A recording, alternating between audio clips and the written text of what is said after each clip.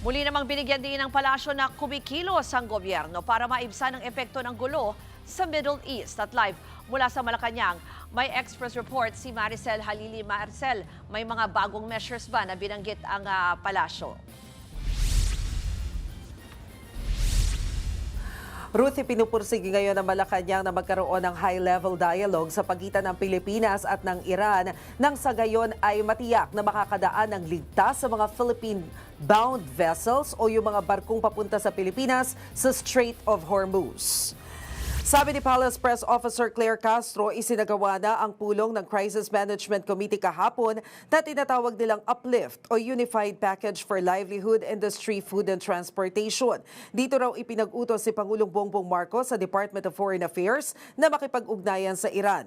Binanggit naman daw ni Foreign Affairs Secretary Tess Lazaro na makikipag-usap siya sa ambassador ng Iran kung hindi bukas ay sa susunod na linggo. Nauna nang nanawagan si Senador Sherwin Gatchalian sa Executive Department na ipursige ang isang high-level talk sa Iran para makadaan ang Philippine-bound oil vessel sa Strait of Hormuz. Aminado naman ang Malacanang na may pagkakataong mahirap pigilan ang pagtaas ng presyo ng bilihin, lalo't hindi natin alam kung kailan matatapos ang gulo sa Middle East. Pero tiniyak umano ng Department of Trade and Industry ang commitment ng manufacturers na walang tataas na presyo ng basic commodities hanggang April 16. Lingguhan daw ang magiging pag-uusap ng DTI at mga negosyante matapos ang April 16 para malaman kung ano ang posibleng maging galaw sa presyo. Narito ang pahayag ni Yuse Castro. Pero sabi nga natin, may mga pagkakataon po talaga na hindi natin kakayanin pigilan dahil sa nangyayaring sigalot sa Middle East. Pero lahat po ng pwedeng gawin ng ahensya ng gobyerno ay gagawin po para po hindi maging mahirap na pasanin ito sa ating mga kababayan.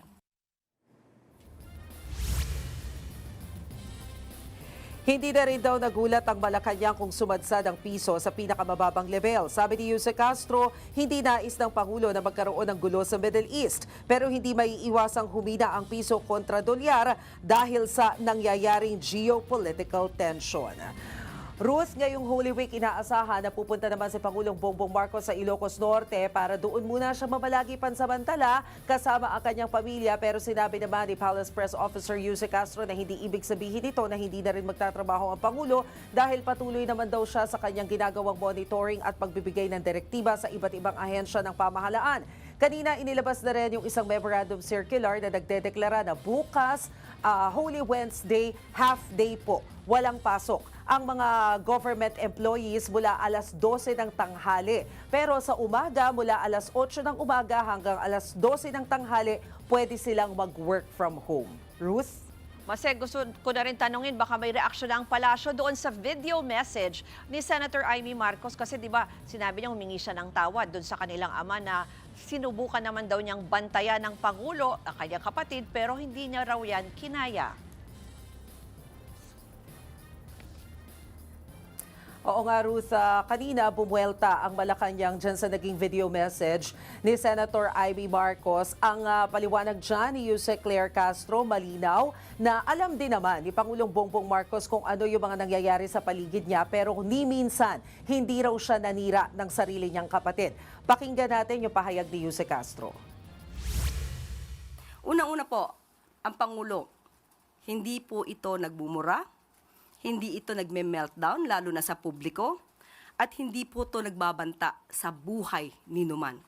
Sino po kaya ba ang naging pasaway?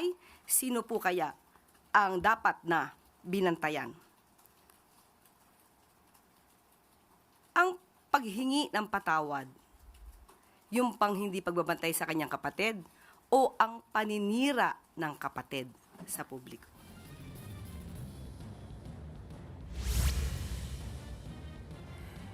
Yan muna ang latest mula dito sa Malacanang. Balik sa iyo, Ruth.